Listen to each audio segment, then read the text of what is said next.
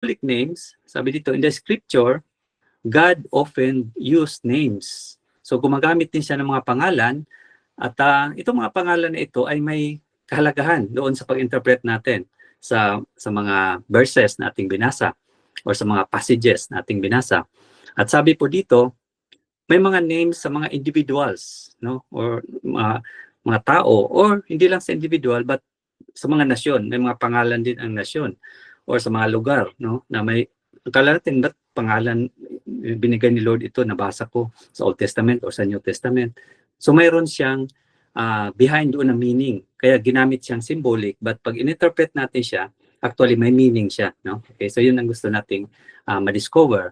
Then, sabi dito, in the scripture, a name is often significant. So mahalaga siya of the nature, character, experience, or function of a person. Kaya pag gumamit siya ng name, hindi lang pala siya, kaya usually no, pag nagbabasa tayo ng ating Biblia, may mga pangalan natin nabasa, parang Abraham, naging Abraham, Sarai, naging Sarah.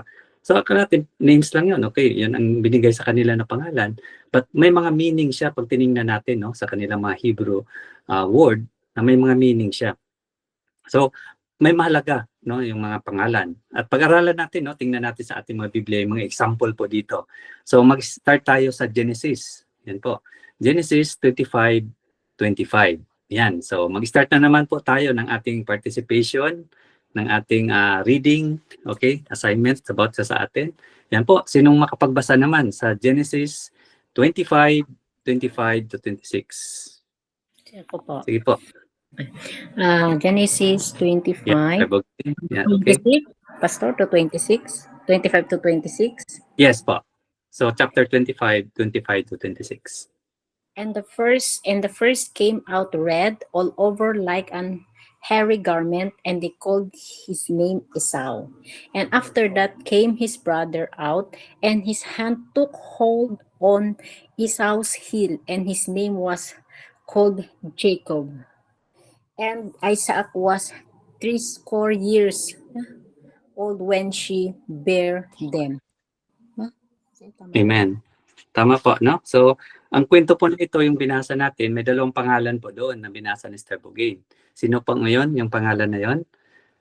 Si Esau, Jacob, no? So, yun po ang binasa ni Esther Bugin. At pag tingnan natin, napaka-significant mga pangalan na ito, no? Si Esau at si Jacob, no? Jacob. Kung saan, sabi doon, nung pinanganak ni Rebecca at ni Isaac, of course, yung tatay na si Isaac, din si Rebecca, nag-antay sila for 20 years, then, yan, dumating yung anak nila. At ang binigay sa kanila, waiting for 20 years, ang binigay sa kanila, twins, no? So, kambal. Ang naunang lumabas is si Esau, at sumunod si Jacob. At tinawakan niya yung heel ni Esau na sa loob pala ng tiyan, nag-aano na sila, nagbabangayan na, no? So nung lumabas si Esau, sumunod si Jacob, hinawakan niya yung heel ni nung palabas siya. Okay, so ang meaning dito is sabi doon nang binasa ni Esther Bugin sa 25, and the first came out red, no? So pulang-pula siya at talagang mabalahibo, no? So nung pinanganak pa lang siya. So makita natin doon na parang kumbaga sa natin is yung redness niya at saka yung matipuno, may meaning sa kanila yon, no? At makita natin na si Esau ay siya yung parang hunter, no, nung lumaki siya. At si Jacob naman, ang tawag sa kanya is leg puller. Kumbaga kasi hinawakan niya yung heel ni Esau, na kung saan ang meaning niya associated with deception, no? 'Di ba dinisip niya yung tatay niya si Isaac nung kanilang birthright, no, ni Esau. So doon pa lang sa pangalan pa lang nila ay may meaning na kagad. So makita natin na mahalaga yung pangalan na yun, hindi lang pala Esau and Jacob. Then itong mga pangalan na ito, nagsisimbolo din ito sa nasyon. Kasi nung si Esau, ang tawag sa kanyang grupo o naging part ng kanyang grupo is Edomites. Kaya pag nagbasa tayo sa Old Testament, mga Edomites, galing yan kay Esau, no? Then kay Jacob naman, naging ano din siya, nation, no? Ang tawag sa kanyang nation is Israel. So galing po sa pangalan niya, no? Yung from Jacob naging Israel. Nung nakipagbuno siya sa Panginoon, no? Nakipag-battle siya sa Panginoon, si Jacob, nakapag-wrestle. Binigay sa kanya yung pangalan na yun. Na, hindi ka na si Jacob ngayon, ikaw na ay si Israel. Kaya dyan ang galing ang pangalang Israel. So pag tingnan natin, ay, napaka-significant pala ng mga pangalan na yun. Pag binasa mo lang sa 25, pag hindi natin siya pinansin, parang wala lang. Okay, magkapatid, Esau, Jacob. Doon pala nang galing ang bansang Israel sa pangalan niya, no? Yung 12 tribes of Israel, kung saan mga anak yun ni Jacob, no? Jacob. So pag tingnan natin, so ganung passage, napakalaga pala ito pag hindi natin binigyan ng significance, no? Imagine mo, Esau, Jacob, okay lang, okay na ng mga pangalan. Pero yung pala, may mga symbolic pala yun, no? Na kung saan, nation na nga ito, Edomites, then Israel, no? Galing sa kanila na naging nation, okay. Then, next po is 1 Samuel 4:21. Yan po, ayan po, yan. 1 Samuel, sige po, pagkibukas ng mga Bible natin, 1 Samuel 4:21. Yan. Po, Pastor. Sige po, Sister Rochelle. Ito Thank you. po, 1 Samuel chapter 4, verse 21. And she named the child Ichabod, saying, the glory has departed from Israel, because the ark of God had been captured, and because of her father-in-law and her husband. Amen. Thank you, Sister Rochelle. Ano din yung pangalan? Symbolic name? Ichabod po. Ichabod. So pag narinig natin yon, Ichabod. Ano yon? Ichabod. Hindi naman siya Tagalog, no? It's a Hebrew, no? So Ichabod. So ang meaning daw ng Ichabod is nandoon na rin sinabi sa verse na ito. The glory has departed from Israel. So ang kwento po nito, so pag binasa natin name Ichabod, okay, magandang pangalan yan, pwede ko ipangalan sa anak ko or no. So pwede sabihin, pero actually very significant name ito, symbolic name. Kasi po ang kwento nito, pag tingnan natin, so balik tayo sa context, kasi pag na-interpret tayo ng symbolic, titingnan din natin yung context nito. So alam po natin na kwento ito ng anak ni Eli. Kilala po natin si Eli, no? Yung priest, yung pare. So yung anak po niya na si Pinehas, may asawa, no? At buntis, no? Si Pinehas, yung asawa niya.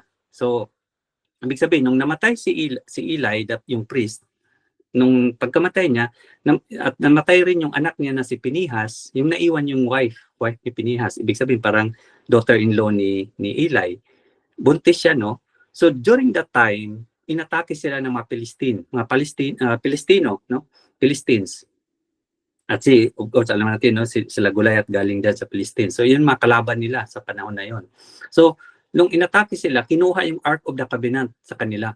So ibig sabihin, yung asawa ni Pinehas na buntis, na manganak, hindi lang namatay ang kanyang tatay na si Eli, ay yung kanyang father-in-law pala, si Eli, pati yung kanyang husband, namatay din, si Pinehas. Ibig sabihin, siya na lang natira din yung magiging anak niya. Then, during that time, na-capture yung Ark of the Covenant. At alam po natin yung Ark of the Covenant, napakahalaga yan sa Israel dahil nandoon yung presence ni Lord, no, sa Ark of the Covenant. So kung dalhin yung Ark of the Covenant, nandoon yung presensya ng Panginoon. Ibig sabihin, nawala na sa kanila lahat.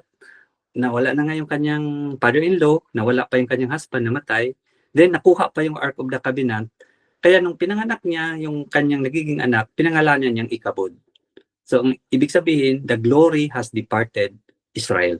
Ibig sabihin, hindi lang nawala yung kanyang pamilya, but yung presensya ng Panginoon umalis din sa kanila, kinuha ng mga kakaway nila, no? So at saka very interesting yan pag pinapatuloy yung istorya, ang sarap basahin, no? Yung kwento ng about sa Ark of the Covenant kasi doon pinangalan si Ichabod.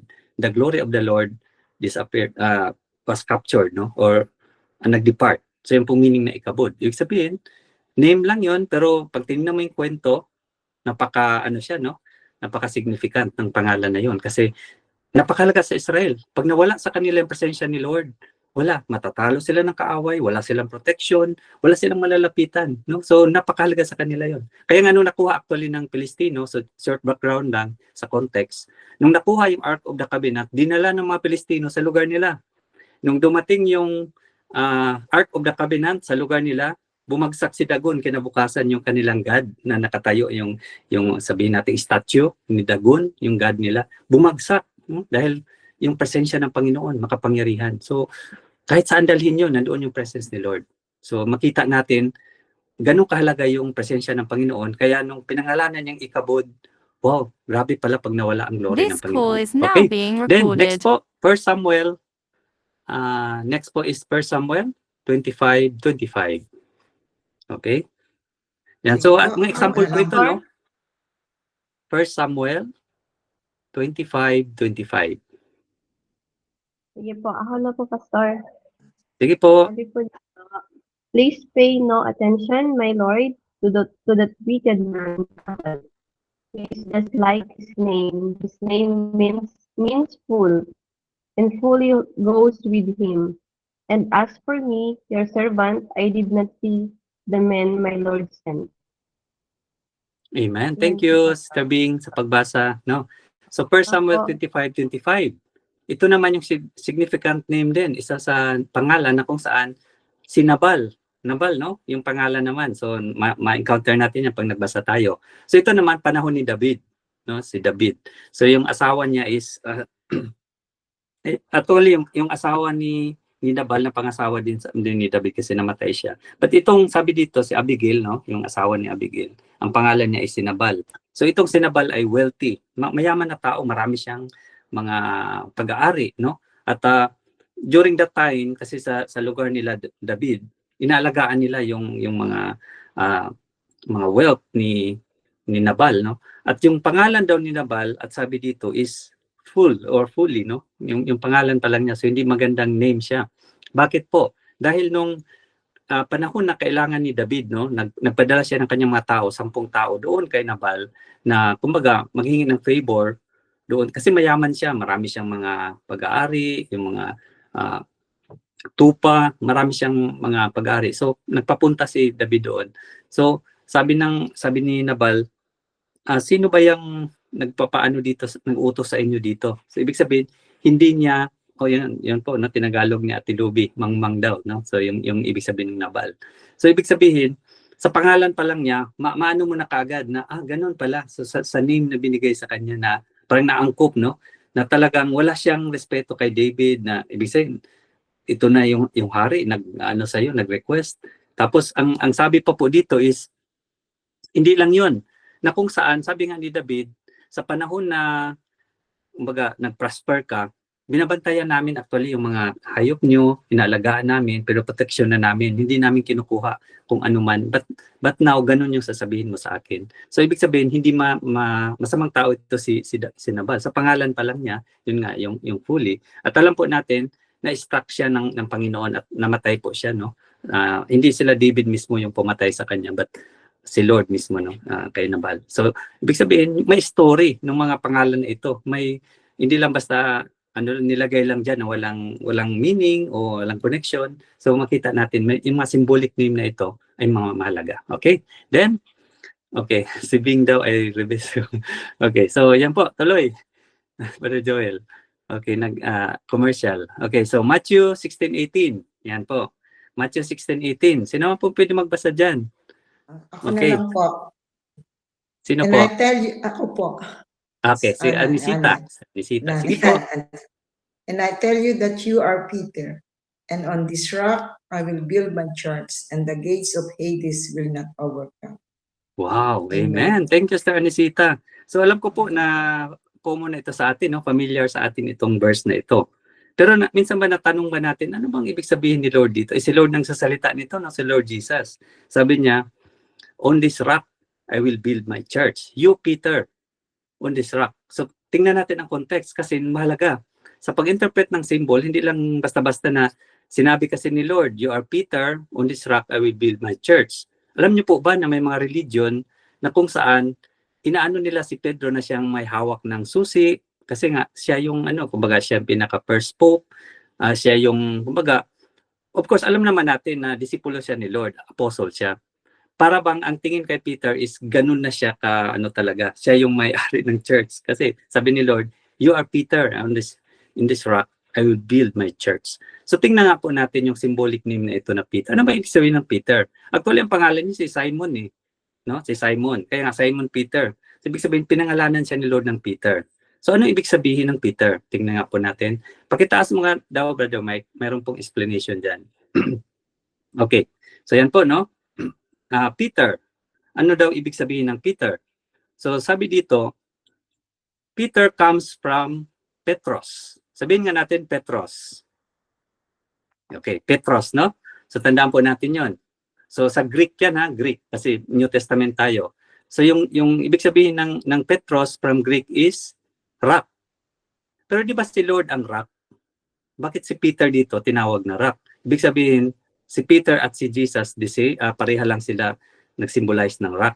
So yun ang titingnan natin. So sa interpretation, pag hindi natin nakuha yung tamang symbolic meaning niya, interpretation, pwede nating sabihin si Peter is rock, si Jesus is rock.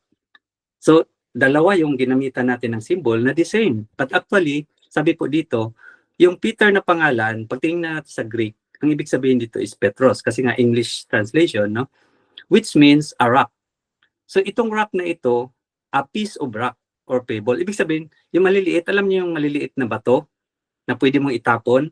Yun yung ibig sabihin ni Jesus. But rock siya, stone siya, no? So ibig sabihin, yung characteristic ng of a pebble is that it can be moved or pick up for the purpose of throwing. Halimbawa, kumuha ka ng bato, yung maliliit na bato, no, itatapon mo. So pwede, kasi movable siya. So yun ang ibig sabihin ng Petros, na ibig sabihin rock. Okay, so yun po, patungkol kay Peter. Pero mayroon pa pong ibang term na gumagamit ng rock. So pag tiningnan natin sa Greek, sabi dito, the rock on which the church is built is Petra.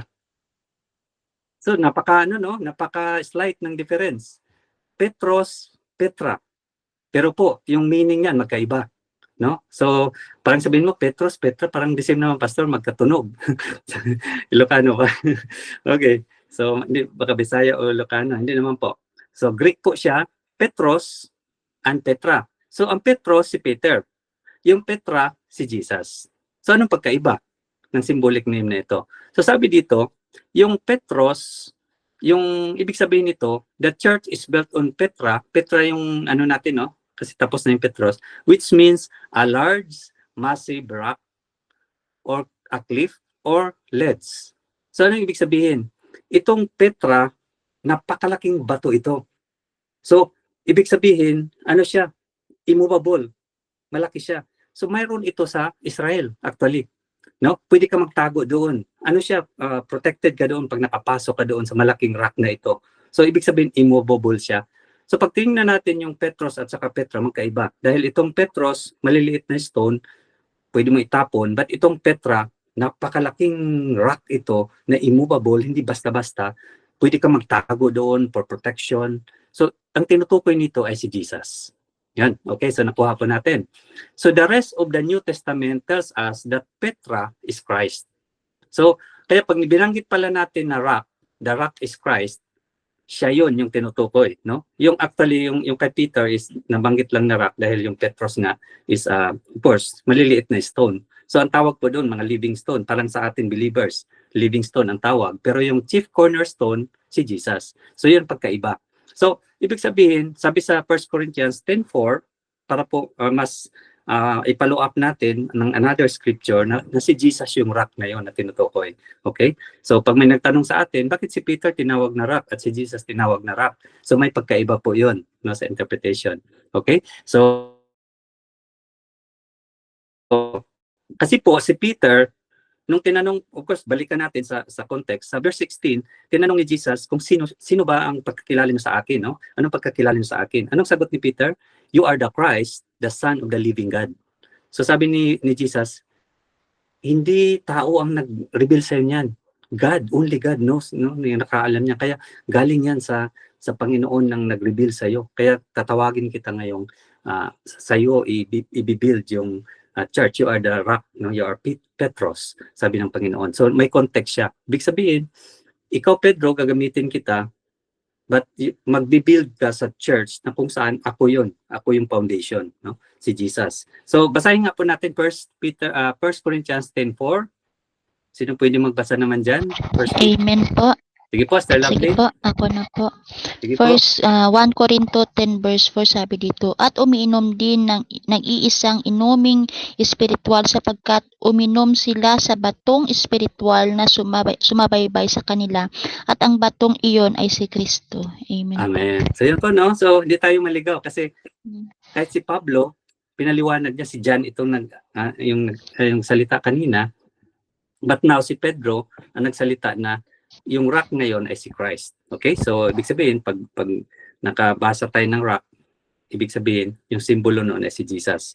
So, okay, so, sabi naman dito, sa next po natin, na kung, ang meaning kasi ng rock, ito po, no? That rock is firm, solid, immovable. So, ibig sabihin, si Kristo, yan ang katangian, yung karakter na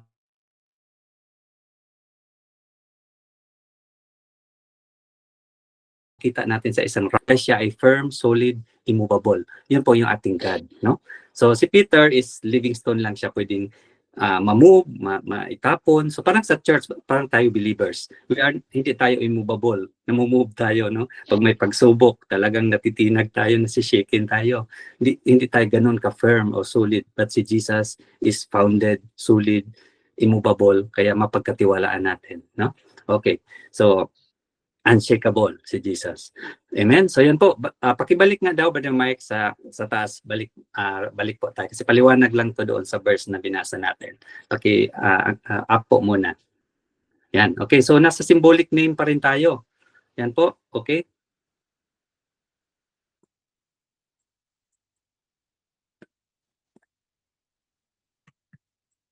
Yan, Brother Mike. Yan po, salamat. So, sige po, itaas pababa pala, no? Yung balikan mo po yung kanina, symbolic names. Ayan, okay. So mayroon pa po verse na hindi natin nabasa, no? Ayun na po, no? Nabasa na pala 16:18. So yun po, no, yung napag-aralan natin, Matthew 16:18, yun po yung rock. Okay, so next po natin is symbolic colors. Ayan po. So symbolic colors naman tayo. So yung mga kulay pala sa ating Bible ay mahalaga din pala, no? May significance itong mga simbolo na nababasa natin sa ating Biblia. Yan po. So, nagasimas ni Brother Mike, doon na tayo sa F, symbolic colors. Yan po, next. Yan po. Okay? So, symbolic colors. So, in the scripture, God often attributed symbolic significance to colors. So, may nababasa ba tayo sa ating Bible ng mga colors? Di ba? May pula, may white, may purple. So, ano ibig sabihin ng mga yon, no? Bakit hindi yellow, no? So, hindi naman dilawan, no? So, mga ibang kulay. So, ibig sabihin, meron yan, may meaning siya, no? Mga sa likod ng mga kulay na ito. So, kaya, ang kahalagan kasi ng symbolic, so, pag, halimbawa, example ko, pag sinabi mong royalty, majesty, parang ang hirap unawain, ano ibig sabihin noon? High honor, parang hirap, pero pag nilagyan siya ng symbols na nakikita natin, halimbawa, kulay, o ganito pala siya ang pag sinabing gold, ganun pala yun. So, mas na-picture out natin, no? Madali nating maunawaan. So, dito po, colors naman, meron din pala. Tingnan natin sa Isaiah 1:18. Punta tayo sa Old Testament. Isaiah. Amen po. Sige po. Isaiah 1 verse 18 sabi nito, hali kayo't at tayo'y magpaliwanagan, sabi ni Yahweh. Gaano man kapula ang inyong mga kasalanan, kayo'y aking paputiin tulad ng yelo o bulak. Amen. Wow! Grabe, no? Ang tindi nitong verse na ito. Sabi ng Panginoon, come, let us settle this, or let us come together, let us reason out. Kung gaano man kalalim, sabi doon, gaano yung kasalanan, no?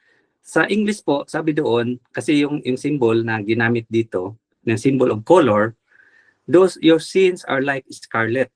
So naano nyo ba yung scarlet na word? No? Pag tingnan mo yun sa dictionary, actually ang lalabas niyan, yung pulang-pula siya, na alam mo yung damit, pag inano mo siya, kinulayan, pulang-pula, parang stain siya na stain. No? So I will make them as white as snow. So ibig sabihin, pag nakulayan mo yung isang, may pangkulay, di ba, ng damit, yung dye, na kung sa pag kinulay mo, hindi mo yan basta-basta matanggal na, no? So yung kasalanan natin ay kagaya nung na-stain na kung saan hindi na pwedeng tanggalin. Kahit sinong tao ang tatanggal dyan. But mayroon. At yan si Jesus. Amen? So yun ang ating Panginoon, ang kayang maglinis niyan. Okay, at hindi lang yun, lilinisin.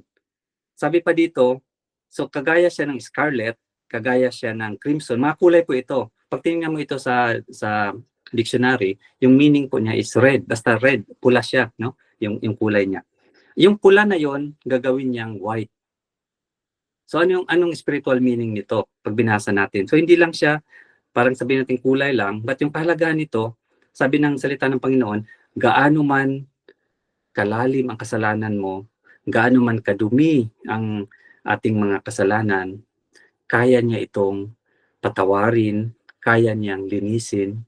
So I can forgive, I can purify. Wow! So pag tingnan mo yung i-picture out mo, itong halimbawa damit, no, illustrate natin, yung damit, deny mo siya ng red, pulang-pula, kahit anong laba mo siya, hindi puputi eh, no? Kasi yun ang kulay niya, hindi basta-basta yung stain na iwan na doon, no? So ibig sabihin hindi siya kayang matanggal. Pero si Lord, sabi niya, kayang-kaya kong tanggalin. Amen. Wow, praise God. So yung kasalanan natin, kayang-kaya niyang patawarin, kaya-kaya niya tayong linisin, at papaano yung red na yon na symbolize ng sin or guilt, yung guilt na meron tayo sa pamagitan ng kanyang kamatayan sa cross, yung kanyang banal na dugo na maglinis sa atin. At sabi doon, hindi ka lang lilinisin, gagawin kanyang as white as snow. O sino bang sa Japan may snow, no? Sa ibang mga lugar.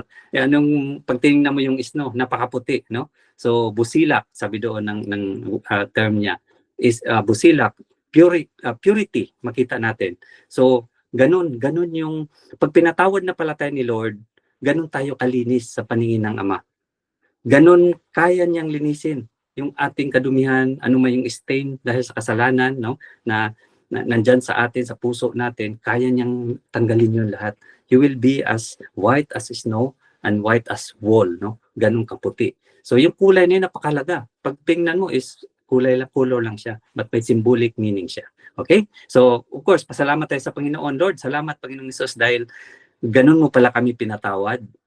Pinatawad mo kami, pinurify mo pa kami, nilinis mo kami sa lahat ng kasalanan. Amen. Amen. Glory to God. So salamat Lord sa kapatawaran. Ganun pala kami kalinis. Kaya nga tinatawag tayong righteous, no? So righteous sa paningin ng Panginoon dahil matuwid tayo sa paningin ng Panginoon dahil sa ginawa ng Panginoon sa Kristo. Okay. So of course, ito po ay foreshadowing, no? Kasi Isaiah to sa Old Testament. Foreshadowing sa pagdating ng Messiah, si Jesus, na mamatay sa cross para sa atin. Then, John 9:19, 2-3. Yan, John 19. Sino ang pong makapagbasa? Juan naman tayo, sa New Testament. Okay, John 19, Po, Sir Bugay. 2-3. And the soldier twisted a crown of thorns and put it on his head, and they put on him a purple robe. Then they said, "Hail, King of the Jews," and they struck him with their hands. Amen. Salamat sa pagbasa, Sir Bugay.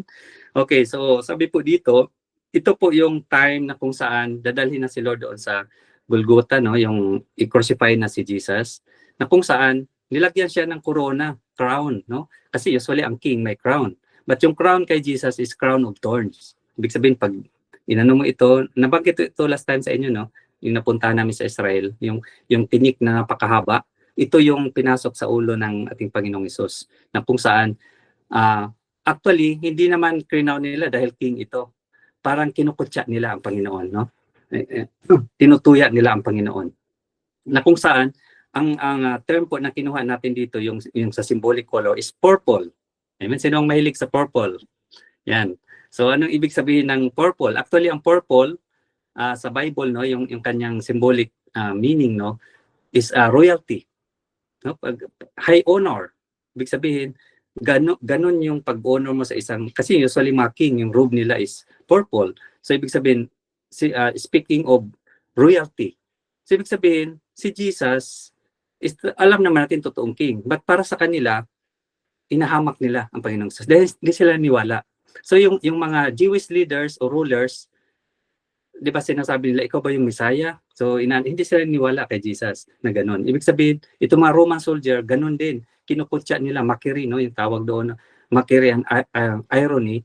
Ibig sabihin, kinukutya nila ang Panginoong Hesus na, ikaw ba yun? Ikaw ba talaga yung King of the Jews? So ito yung corona mo. Ito yung robe mo. So hindi na worship nila si Jesus. Hindi po kinukutya nila. So ibig sabihin, yung meaning kasi ng purple is royalty. But alam natin, pagdating ni Jesus, pagbalik niya as King of Kings and Lord of Lords, doon na niya ipakita yung kanyang pagkahari, no? Of course, alam na natin king na si Jesus. So, ibig sabihin yung purple na yon, ganun pala yon, no? Royalty, no? So, at ganun yung ating Panginoong Hesus. So, yun po yung meaning ng purple na kulay. Then, next po is Revelation 3:4-5 or sa pahayag. Okay, Apocalypse, no? So, Revelation 3:4-5. Sino po pwede naman magbasa? Sige po, ako na lang po. Sir Lovelyn? Yan, okay. Sige po. Revelation 3:4-5. Sabi dito, yet you have a few people in Sardis who have not soiled their clothes. They will walk with me dressed in white, for they are worthy.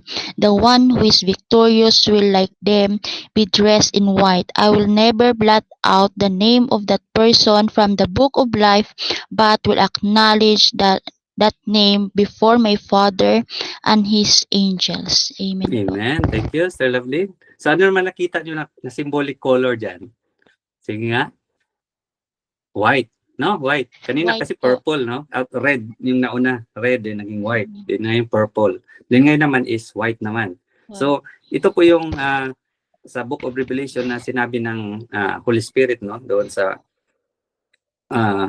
mga taga-Sardis, Church of Sardis, na kung saan ang sabi doon, may mga tao pa rin dito na talagang kasi nakita ng Panginoon yung kanilang mga ginagawa doon sa church na yon. Sabi noon, you're alive but you are dead. Sabi ng salita ng Panginoon.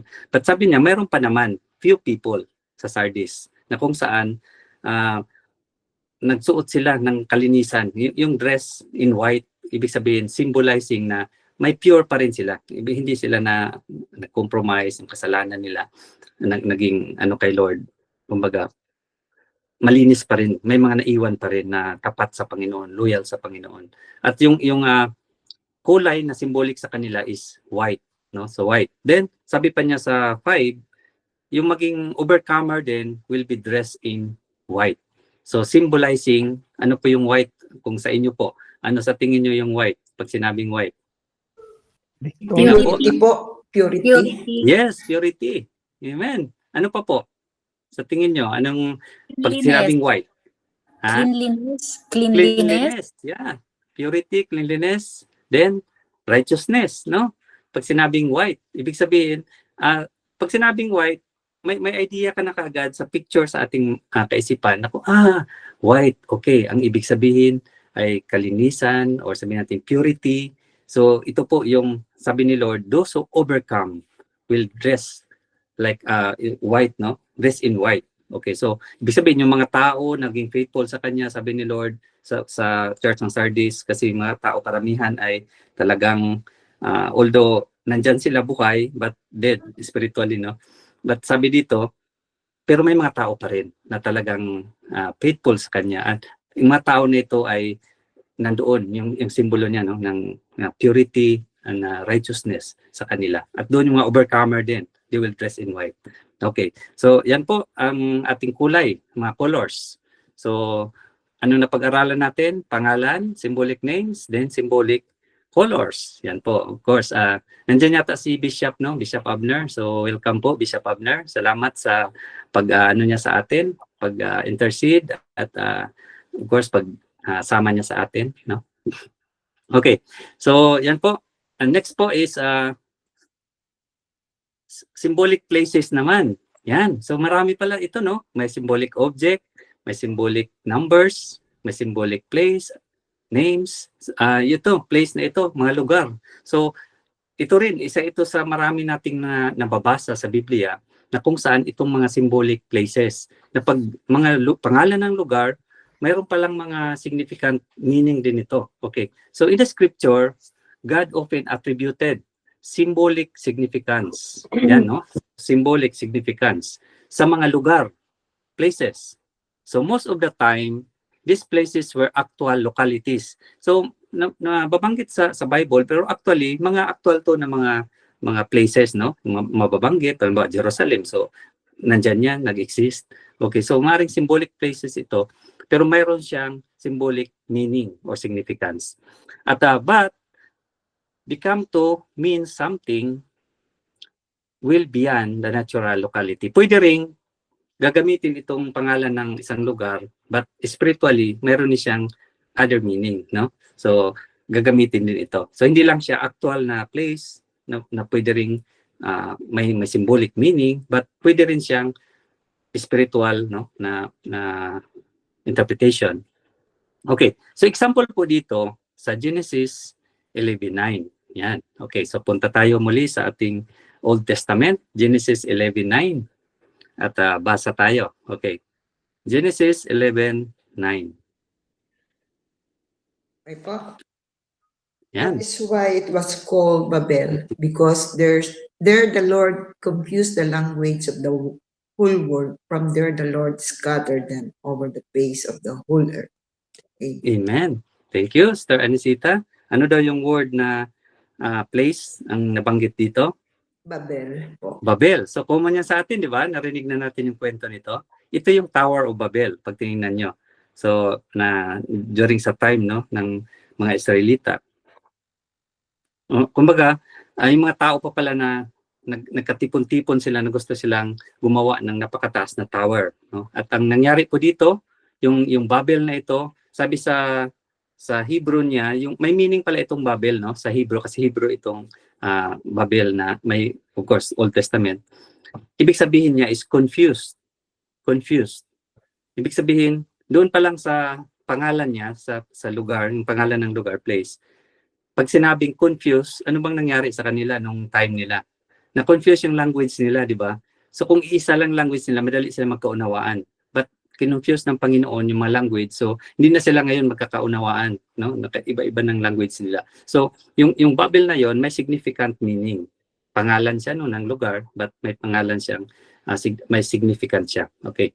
So actually yung Babel, dito rin nanggaling yung pangalang Babylon, na very common din sa atin, no? So from Babel, Babylon, at yung Babylon is isa rin significant symbolic place, no, sa ating Bible. Okay, so yan po, no, Babel, alam po natin yung story noon na kung saan kinonfuse ni Lord yung language para hindi nila maituloy yung kasi pag nagka-unite sila, maano nila yung tower, makomplete, but dahil na-confuse yung language nila. So yung ibig sabihin ng Babel is confused, no, yung word na yan.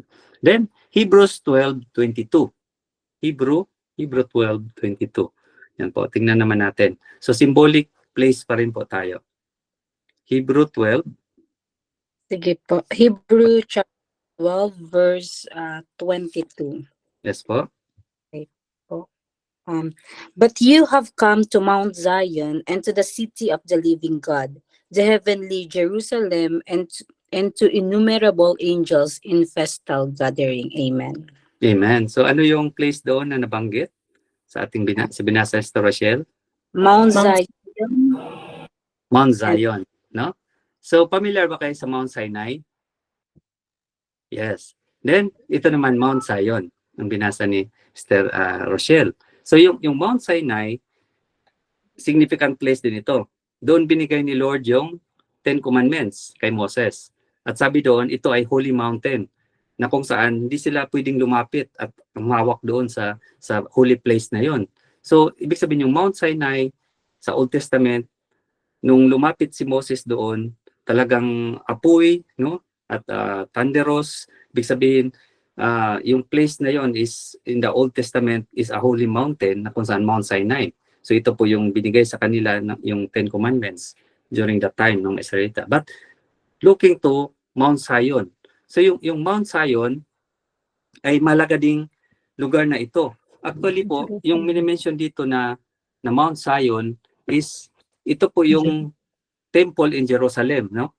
But hindi lang pala siya basta doon lang sa Temple of Jerusalem, na kung saan it goes beyond, no? So ibig sabihin makita natin na yung kanyang meaning is pag sinabing Mount Zion at a place in Jerusalem na kung saan doon yung temple, but this goes beyond. Ibig sabihin maring sa New Jerusalem, so heavenly Jerusalem.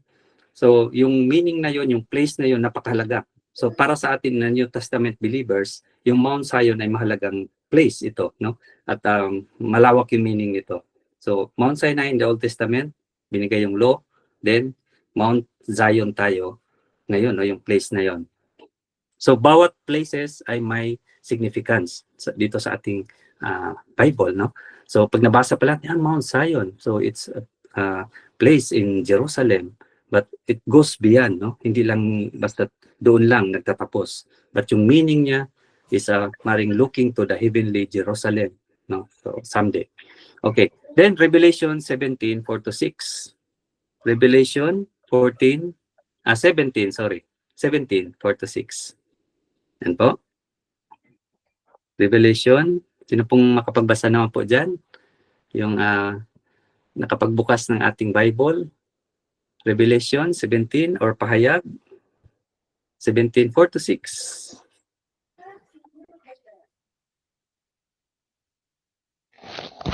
Sige po, ako na lang po. Sige, Sister Lovely. Ayan po. Revelation 17, 4-6. Sabi dito, the woman was dressed in purple and scarlet, and was glittering with gold, precious stone, and pearls. She held a golden cup in her hand, filled with abominable things, and the filth of her adulteries.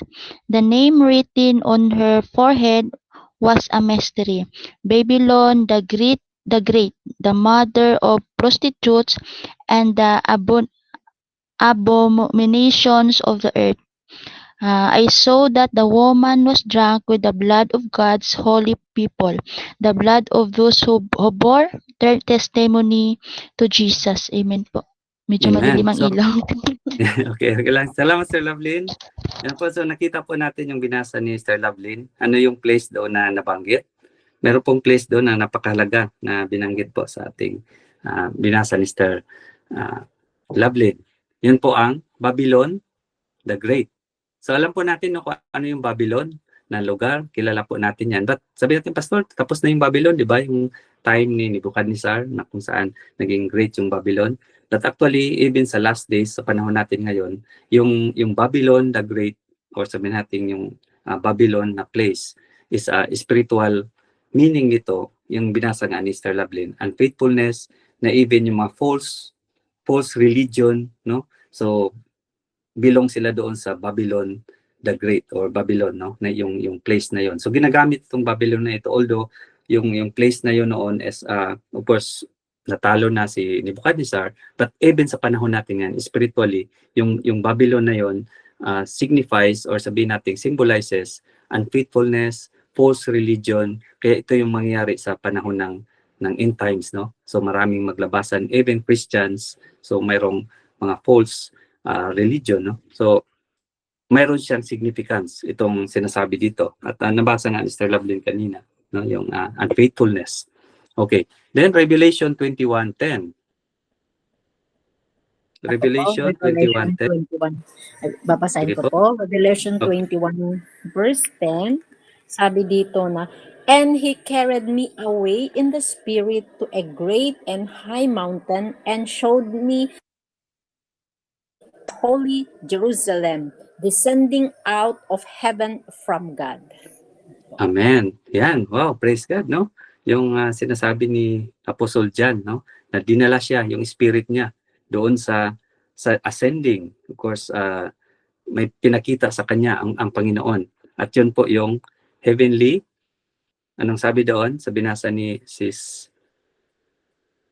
Heavenly Jerusalem, no? So, ano nito? Yung significance nito. Kasi pag tingnan natin yung context, sabi doon, a new heaven and earth.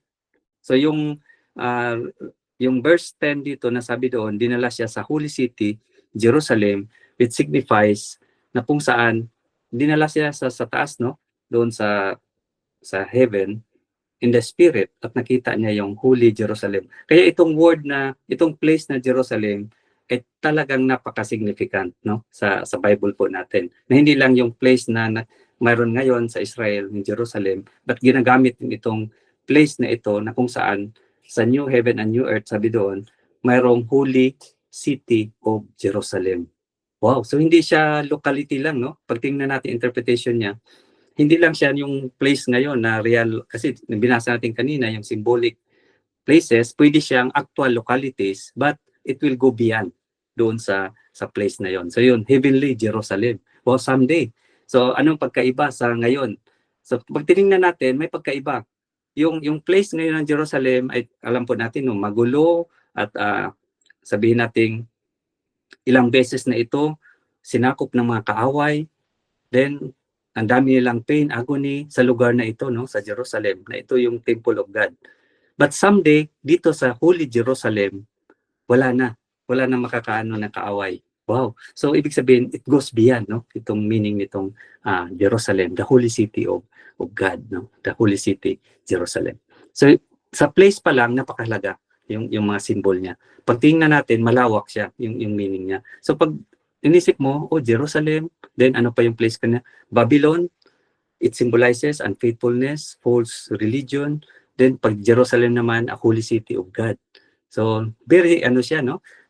Ma-imagine mo kaagad kasi may lugar na Jerusalem, alam po natin. Kaya madali mo siyang maunawaan yung nais parating ni John the Apostle sa kanyang salita. Of course, galing ito sa Panginoon. So yun ang nakatulong sa atin, paano natin interpret ang ating mga passages na babasahin. Through symbolic, no? Yung picture image na kukuha po natin.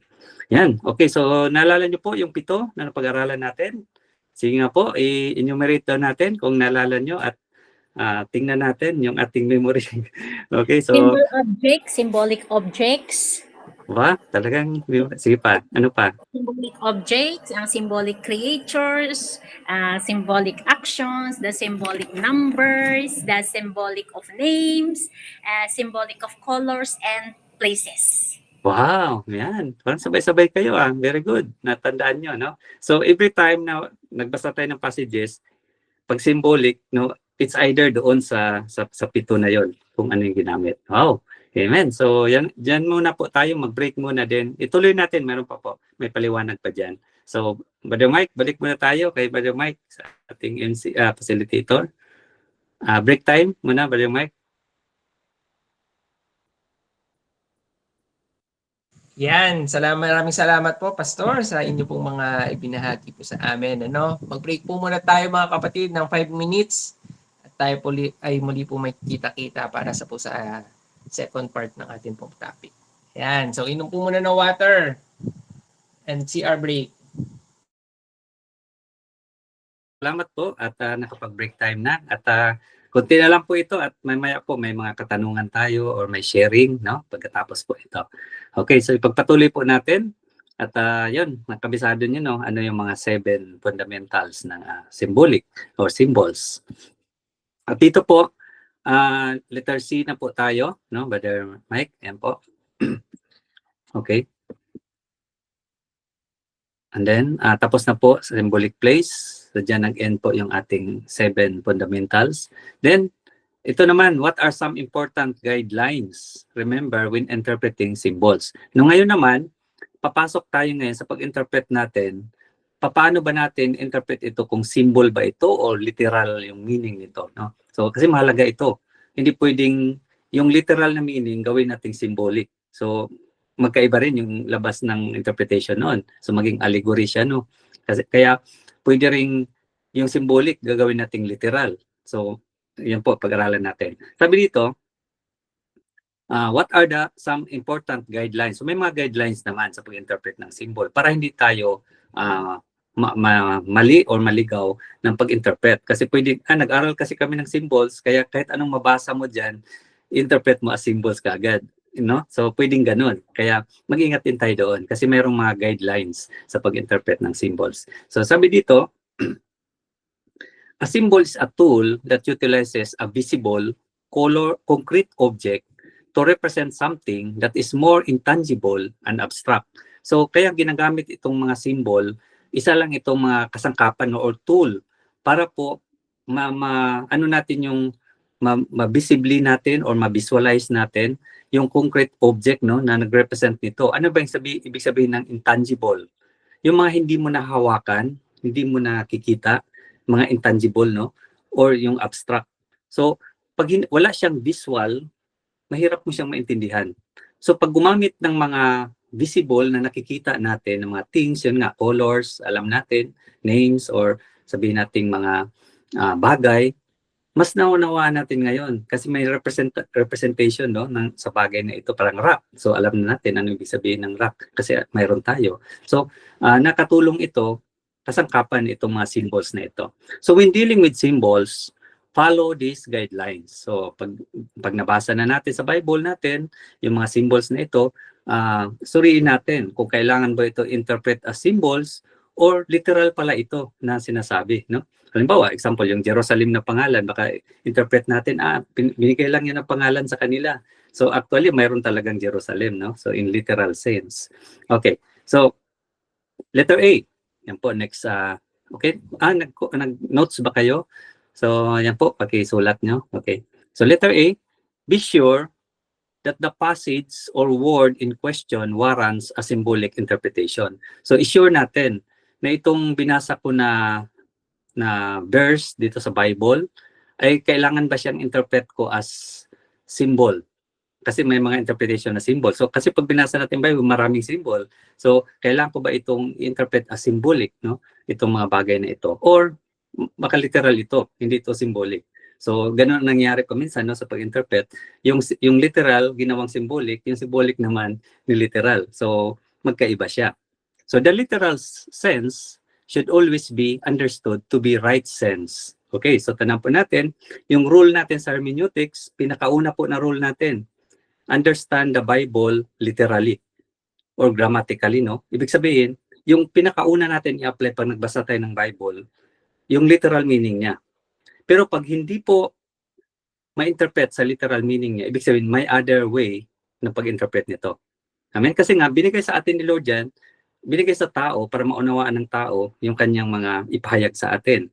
So, pag tayo nagbasa, of course, kung Greek, marunong tayo mag-Greek o Hebrew, nababasa natin, but translate to English para maunawaan natin sa ating language. So, sabi dito, pag literal sense, yun ang pinakauna. So, pagbasa natin, wag nating mag-isip kaagad ng symbolic. Yun, i-allegorize kaagad natin na actually ito naman yung ibig sabihin ni Jesus, no? Or ng propeta, na ito yung sinabi ng Panginoon. Ginawa natin symbolic kasi ayaw natin yung word na yun, no? Palitan natin ng symbolic para maiba yung meaning. So, literal sense, literal yung meaning. Then, except daw, unless, pero kung ibig sabihin, unahin natin literal. But hindi siya literal eh. Iba. Halimbawa, yung nabasa natin kanina, scarlet, crimson. So, hindi naman siya literal, no? It's a symbol. So, kulay pala yun, no? Symbol of color. So, sabi dito, number one, so pag in-interpret natin ito as symbolic interpretation, number one, letter A, another verse of scripture clearly interprets the sense symbolically. So, anong gagawin natin? Pag may isang verse na parang mahirap maunawaan, ano ba ito? Literal ba ito? Symbolic?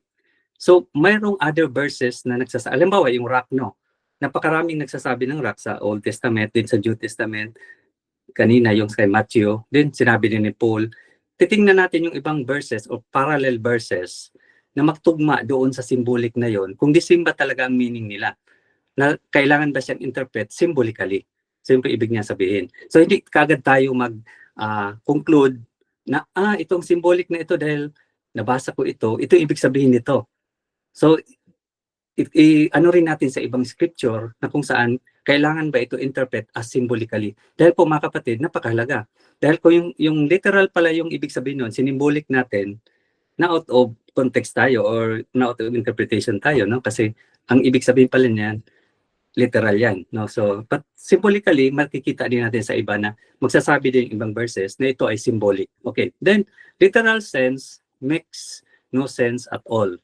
So, pag binasa mo niliteral mo siya na talagang walang sense pag literal ko ito. Kailangan ko itong i-interpret ng symbolic. So doon tayo pupunta ng symbolic. So ibig sabihin, yung priority natin muna literal, no? Kung ano yung pagkasabi diyan literal. Pag walang sense yung literal, punta tayo ng symbolic. Symbolic ito. Okay. So yun po yung ibig sabihin ng guidelines na yun. Kasi hindi natin pwedeng haluin, no? Okay. So next po, so yun po yung una, no? Na kailangang symbolic siya, i-interpret natin siya symbolically. So letter B, acknowledge the three fundamental elements of symbolism. I-acknowledge din natin may fundamental elements ng symbolism. So para hindi tayo ma-misinterpret natin yung isang verse or passage. So number 1, ito yung three fundamentals niya, no? Yung elements ng symbolism. Number 1, the significance of the symbol is based upon the literal nature and characteristics of that which is being used as a symbol. So yung symbol na ginamit sa passage, may characteristic siya, no? Literally, yung nature niya.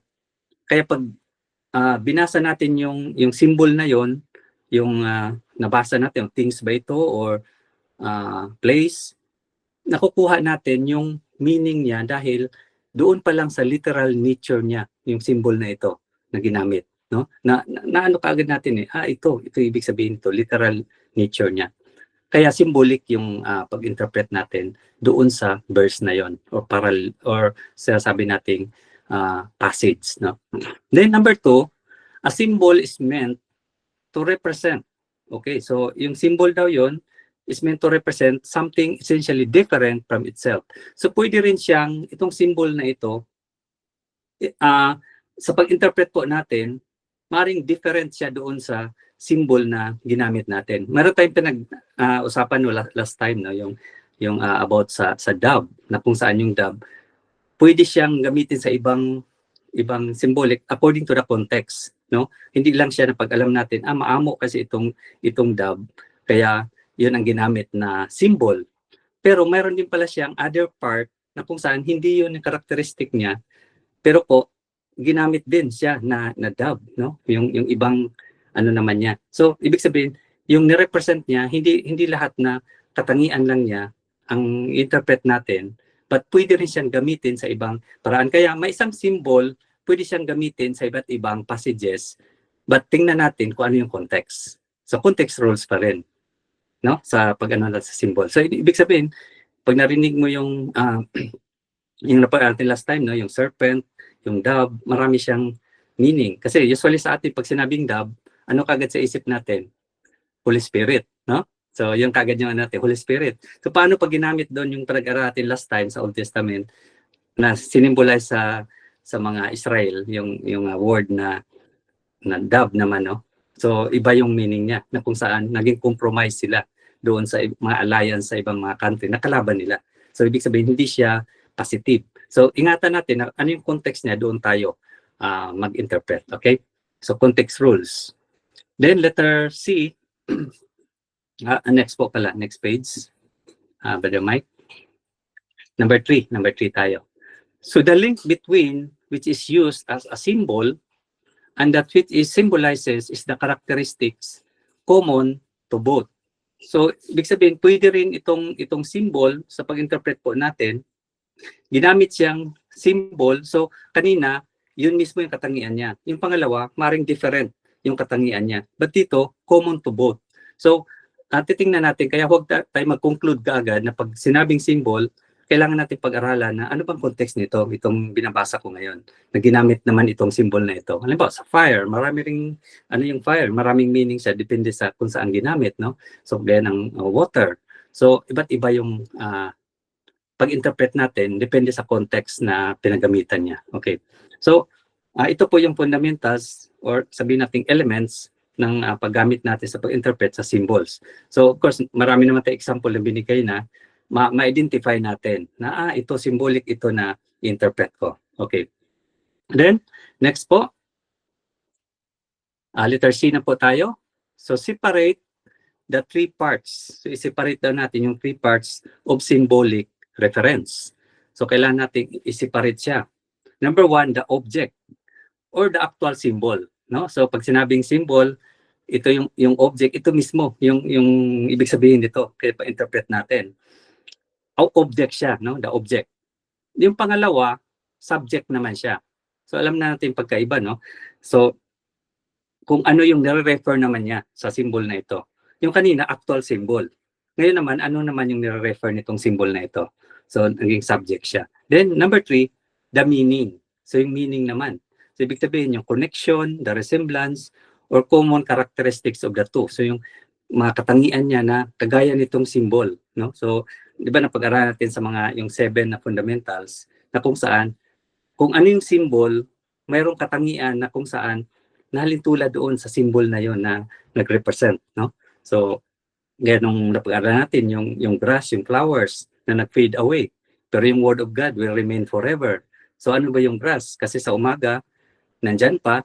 Then pag minower ng mga naglilinis, wala na siya pagkahapon, patay na siya, die na, no?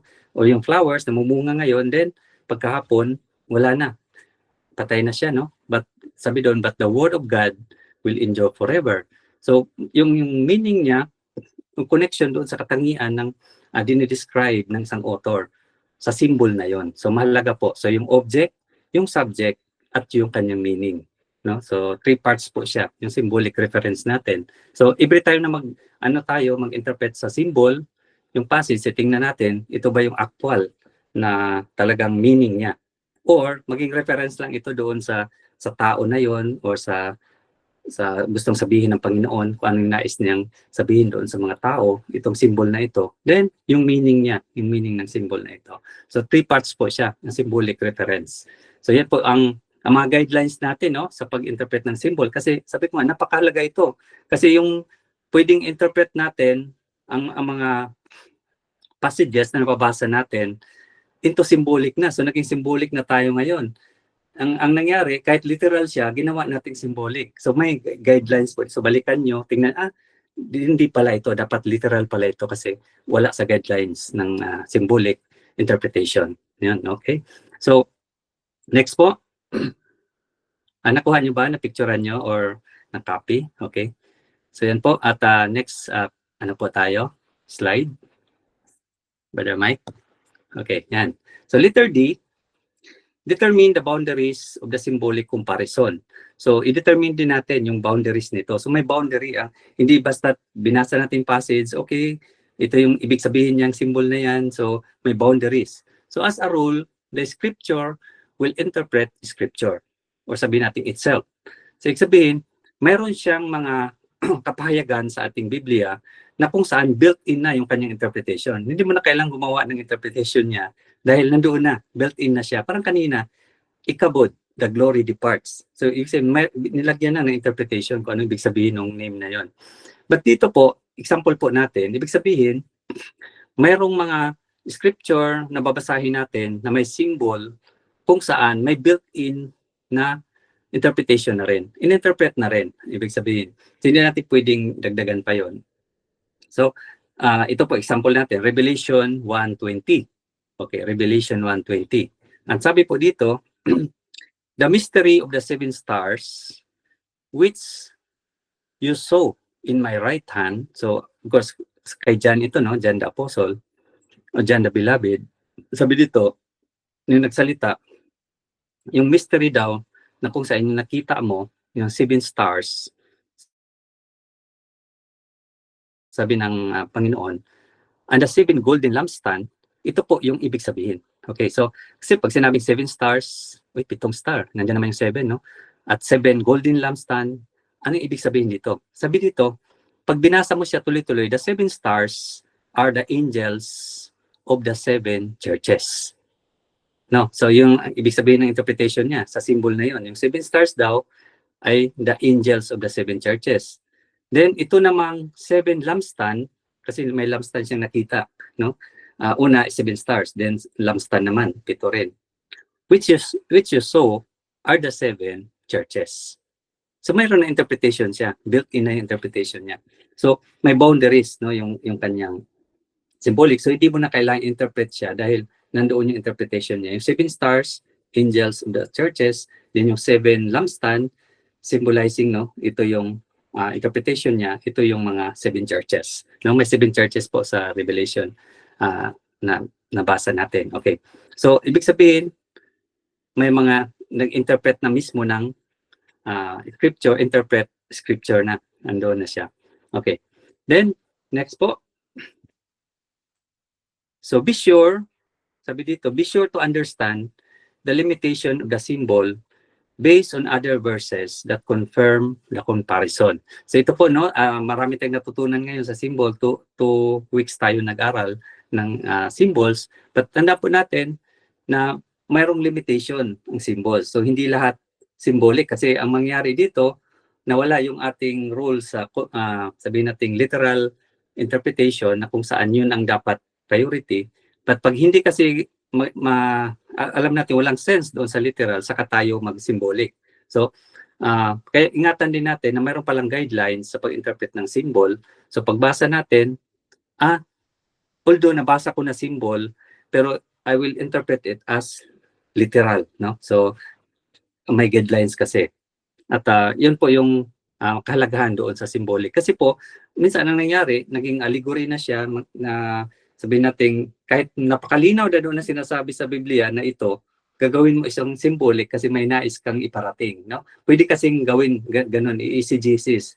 Yung exegesis, gagawing exegesis. Ibig sabihin, may gusto kasi siyang iparating na interpretation, okay, kahit nandoon na yung literal meaning niya na malinaw, gagawin pang symbolic para pwede niyang ipasok yung kanyang gusto na interpretation. So, yun po mantayan natin. No? So, may guidelines po tayo na hindi lahat symbolic, but may mga times na symbolic talaga siya, hindi pwedeng literal. No? So, yun ang bantayan lang natin na may pagkaiba siya sa literal at saka sa symbolic. Yun. Okay. So, letter E, be sure that the interpretation, ayan po, next slide please. Sabi dito, be sure that the interpretation of the symbol is consistent with the other principles of interpretation, especially the context principle. Yan, so yan po. Brother Mike, paki-ano po ba? Pakitaas. So yan po, letter E po tayo. So sabi dito, i-sure natin na yung pag-interpret natin sa symbol, dahil may mga alam tayo about sa principle, no? Yung mga symbols, fundamentals, is consistent with other principles of interpretation. So, mayroon pa akong binigay sa inyo ng mga principle sa pag-interpret. So, hindi lang, isa lang itong symbol actually, no? So, mayroon tayong literal interpretation, understand the Bible literally. Mayroon contextually, context rules, no? At saka mayroong historically, mayroong culturally, so culture. So, itong symbol, i-sure natin na consistent ito sa other principles. So, hindi tayo lalayo doon. Ibig sabihin, bantayan natin yung context niya pag ina-interpret natin itong symbol. No? So, nandoon pa rin yung context principle, hindi pa rin siya nawala. Kahit symbol yung ating in-interpret. So, isa sa principle yung context. Kasi napakalaga sa Bible kasi pag binasa mo lang isang verse, halimbawa, yung binasa natin kanina, pangalang Esau and Jacob. So, isang verse lang binasa natin. But actually, pag binasa natin whole story, ito pala. So, naunawaan natin yung context niya kung bakit ganun, no? Okay, so, letter F, keep in mind that some symbols are used for more than one thing. Okay, so, wag tayo mag-stick lang doon na pag alam natin na rock siya, pag alam natin na red siya, yun na ang meaning niya. Pwede siyang gamitin sa ibang interpretation. Nakuha niyo po? Bang pag-aratin last time na yung dove, pwede siyang gamitin sa ganito, symbol of Holy Spirit, symbol of kaamuan, symbol ng pwede rin palang compromise, no? So, ibig sabihin, pwede siyang gamitin sa iba, depende sa context, no? So, yan po, ayun ang ibantayan natin sa pag-interpret ng symbols. Okay, so dyan muna tayo magtatapos, no, sa gabing ito. At alam ko po na marami tayong napag-aralan kasi itong symbols napakarami din, no? At yung last time, yung figures of speech. So, I hope na nakuha po natin. Pwede naman i-review nyo kung medyo hindi nyo nakuha lahat kaagad kasi marami-rami itong napag-aralan natin. So, i-review nyo. Then, subukan yung magbasa ng mga scripture at subukan yung interpret, no? Gamit yung ating mga principle. So, I hope na marami tayong